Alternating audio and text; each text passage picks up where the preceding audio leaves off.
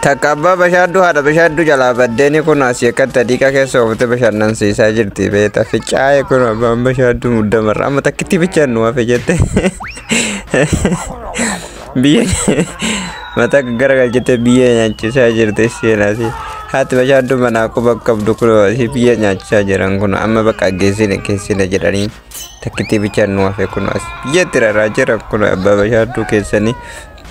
amma lafatti buusan ka kuno asii lafatti buusanii jala jirtaati bashaddu dhufte ka izillee diqicha agarte ujate yite ka abbaan bashaddu le arge ka biyya nyaate jedhe manatti dheesse takka jarri isin tanala cafa jiran biyya nyaachisaa jiran nama lama badduun tana ta'e argite abbaan bashaddu amma mana irra fajaju akkisaatti irra faana kubasan qabaati bashaddu goota baraati bashaddu tuddu gaara meesu dhiitoo isin beeytuun gartanii manatti loofatte cafa jirte latti marketti dhooyitila cafa jirti abbaa bashaddu keessanii manatti jiisite akkanatti dhumate qissaan keessa abbaan bashaddu takka ganamaan qabe kisingi godhe ati bashaddu agarte iyyite abbaan bashaddu rifate etrem jette ka muka guuratte dhufte mataa keessa kaw goote lafatti kuffiste qabde ada qabde lafarra harkiste mee asii socho'ee jette naga bariitutti amma immoo dagattee fide bakka bashannanaatti darbe abbaan bashaddu haaratti qaba waan ta'eef dhufte kala ofiisni takka abbaa bashaddu jetteere ati bashaddu kun bishaan keessa iyyiti gooteere abbaa bashaddu hunda yaake kun haati bashaddu bishaan keessa baate mana yaala jirti amma jarri immoo sargii godhachuuf deeman abbaa bashaddu suufan uffattu haati bashaddu agarte iyyaa dhufte kaadistii manaa guuratte matarra keete waan gootuun qabdu ka haada hiitee galshitee jirti amma mana yaala geessite addaraa doktor irraa muri jechaanii jirti kuno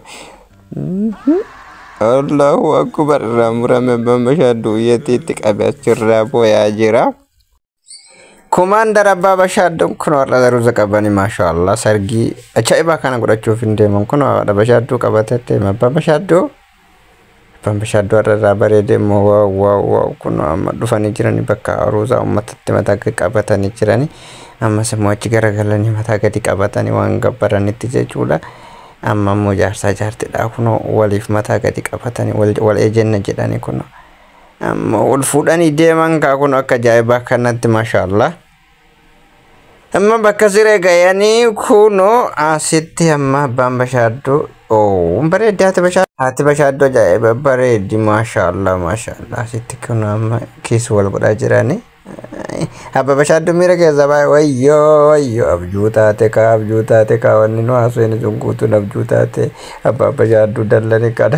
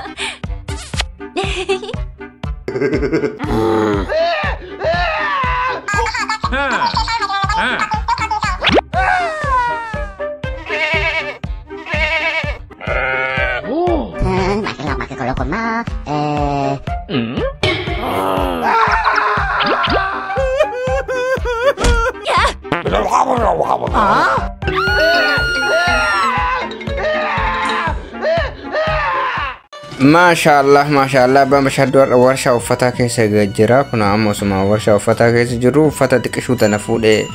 manatti galachaa jira saayikila yaabbatte waan ajaa'ibaatti bashadduun kun asii lukkuuletti waa kennaa jirti amma arginaan fiigitiin bira dhaqee jira ol jaalatta waan ta'eef ol fuudhee amma immoo haadha bashaddu walitti dhufanii uffata kana daa'ima saniif hodhi jedheeni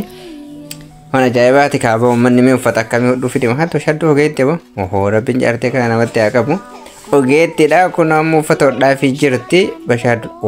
uffata mullusi ajaa'ibaa kana hodhiteef ajaa'ibaatti anaayyuu sirra naa kennite ajaa'ibaatti amma kun bashadduun uffachuu ta'ee jira amma eegaa jiran uffachuu isaa harka dha'eef waliin jedhanii harka dha'aniif haadha koes mia